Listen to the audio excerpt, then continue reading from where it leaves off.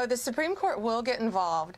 This is an out of control judge, a federal judge trying to control our entire foreign policy, and he cannot do it. You know, he dragged us into court on a Saturday without any notice, and then he's continuing these hearings. He's trying to ask us about national security information, which he is absolutely not entitled to. We are appealing. We will be in court Monday. Again, we will win. We will prevail. There are 261 reasons why Americans are safer today, and that's because those people are now in an El Salvador prison. All right, thank you for clicking in. The Obama saga continues. And, you know, at one point in time, I really believed that he thought he was going to be able to maintain a legacy of positivity. And among some of his hardcore followers, they probably will never understand exactly the significance of what this great divider did to this country in a strategic way. A very slick-talking, snaky, grassy person. But the Obama was using USAID to fund these things. Well, it coined rent-a-riots. In other words, paying these people to riot, paying these people to get out of jail if there was any chance that they would be arrested for what they did. And you can look back at some of the things that happened with BLM, Antifa, and all these people that, you know, running around with brand new shoes, eating food, had all, you know, have you ever bought a 2x4 at Lowe's? Anybody ever went and bought a piece of plywood? Has anybody ever bought a can of spray paint from Lowe's? Stuff is expensive. Like, so if you recall, like some of these Antifa people and all that, they were extremely organized, had all these materials to work with, an endless supply of fuel and empty bottles, cinder blocks, bricks, everything you need to have a professional riot. And I think Trump put it best when he said the recent attacks on Elon Musk. So this is pretty strange. He's like, you know, I have really well-made signs. And those are expensive. A sign isn't like $1. It's expensive to get a sign made. It's just like hundreds of them, thousands of them, where they can all run around and wave these things. And then the people were getting bailed out when they finally were somewhat arrested. Let me show you what's going on with Obama and USAID and why these activist judges who worked for Obama are such in an uproar about what's going on here. It says. Barack Obama was using USAID to pretend to send aid overseas, but was laundering it to train rent-a-riots instead. And it says here that the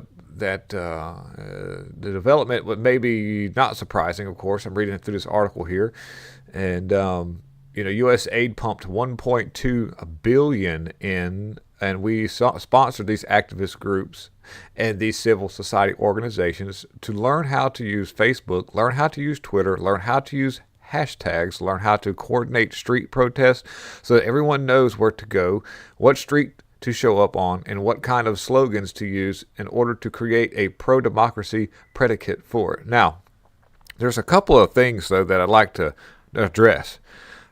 These were allowed to happen. A leftist, evil, violent base geared towards the destruction of America, our rights, our sovereignty, our freedom, is allowed to do whatever. You're not going to have any pushback from the FBI. You'll be put on a watch list, but they'll make sure you're in the right places.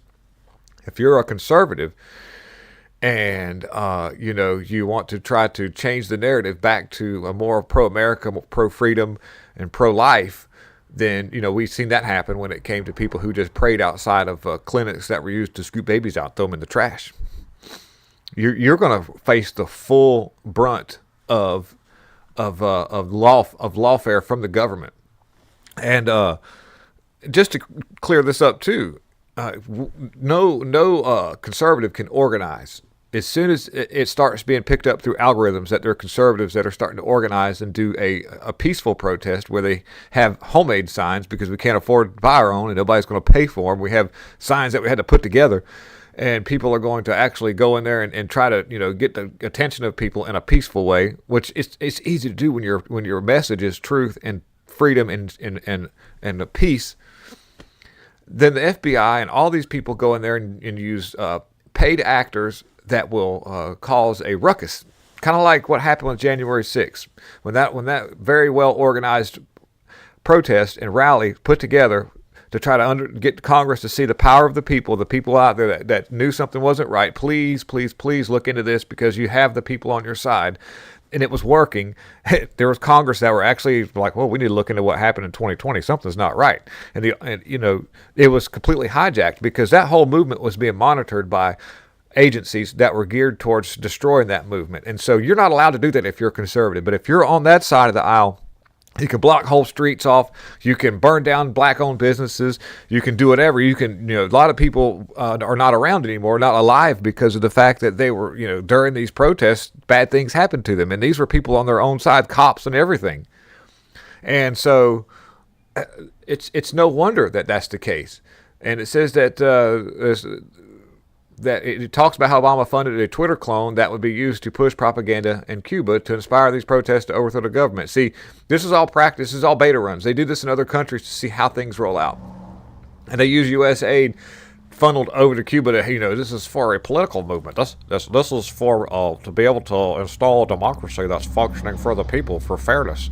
And then as soon as that starts being funneled into that, then that money gets sent through about 50,000 different organizations and right back into the pockets of these people who are geared towards destroying this country. When will people wake up and understand that this man right here is probably right up in there with one of the evilest people that's ever walked the face of this earth? There's something about this dude that people won't get, though. And people are waking up little by little, but he was definitely put in place to do probably the most damage to this country that any politician has ever done and continues to do to this day, because he's been noted saying how he wants to run the country from his basement with his sweatpants on. And he did that. When they installed Biden, how do you think they were able to do what they did with 2020, with the election? When you find out where that money went and how that was all paid for, because that was very expensive. And, let's look back on some of the things that 2020 brought us with mail-in papers that were completely not folded. They looked like they were still hot when they came off the printers. And all the, people putting up pizza boxes, the paid actors. I mean, you could combine Trump derangement syndrome with activists, and then activist judges who wouldn't rule on anything.